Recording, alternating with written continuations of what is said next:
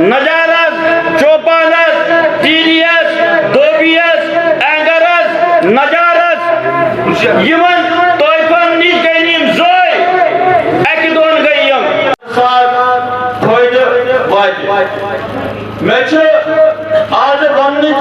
इसके साथ मैंने आपको बताया आयुष्मान की जो सुविधा आपको मिली, आवास योजना की सुविधा आपको मिली, शौचालय आप लोगों को मिले, गैस कनेक्शन आप लोगों को मिले। बहुत बहुत धन्यवाद सभी मीडिया कर्मियों साथियों का। देखिए, आपने सवाल पूछा कि सेंटर में जो ओबीसी का कोटा यहाँ लागू क्यों नहीं है। मैं आपको बताना चाहता हूँ, सेंटर का जो 27% कोटा है 1993 के बाद यहाँ पे लागू है, सारा मिल रहा है। 27% सेंटर से हम पूरा ले रहे हैं, लेकिन उसको जो पिछली हुकूमत थी उन्होंने इस तरीके से डिवाइड कर दिया बड़ी चालाकी से, जो ओबीसी समाज जिसको यहाँ पे मिलना चाहिए था वो कोटा डाइवर्ट कर दिया गया। ओबीसी समाज का जो ओबीसी एक नॉमेनक्लेचर है उसको चेंज करके यहाँ पे ओएससी बना दिया गया, अदर सोशल कास्ट।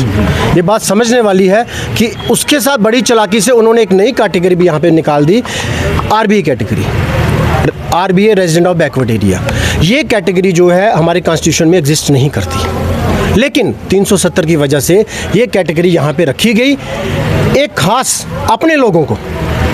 गरीब लोग नहीं थे उसमें, अमीर लोग थे, और 30 साल तक वही अमीर लोग फ़ायदा लेता रहे। एरिया के हिसाब से कहीं भी रिजर्वेशन नहीं है, यहाँ पे दिया गया और वो लोग फ़ायदा लेते रहे, उनके आगे बेटे भी जो बच्चे हैं वो भी फ़ायदा लेते रहे। लेकिन जो पसमानदा समाज, गरीब समाज, ओबीसी समाज यहाँ पे जो एक्चुअल में था वो उनको उनका फ़ायदा नहीं मिला, उनको सिर्फ 2% में रखा गया 30 साल तक।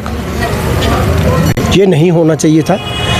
और पहली बात तो बेटियां सबकी, बहनें सबकी हैं। एक हमें एक तहजीब है हमारी, और जो उन लोगों ने किया है, जिनको भी किया है, जिन्होंने जो सामने आए हैं कल्प्रिट जो हैं, उनको सख्त से सख्त सज़ा मिलनी चाहिए। सर, बात की हमारी सरकार ने कभी बिजली फ्री देने की बात नहीं की है, बिजली फ्री देने की बात कभी नहीं की है। फ्रीबीज पे हमारी सरकार विश्वास नहीं करती है। देखो, जिस जगह आप मुफ्त बांटोगे वो देश कमज़ोर हो जाएगा।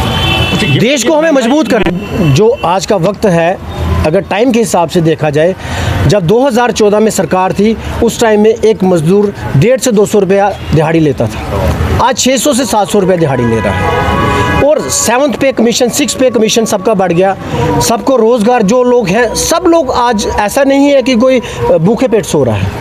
हमारा जो एक स्टेट है, एक अच्छी स्टेट है, एक अच्छे लोग हैं यहाँ पे, और सारे मतलब ऐसा कोई नहीं है कि गरीब है। सर, उसकी हम बात रखेंगे। जो ज़्यादा गरीब लोग हैं, बिलो पॉवर्टी लाइन के अंडर आते हैं, उनकी हम बात रखेंगे कि अगर वो नहीं दे सकते हैं, जैसे कोई विधवा है या कुछ है, उनकी हम बात सरकार के आगे रखेंगे कि इनको थोड़ी सी उसमें मदद दे दी जाए।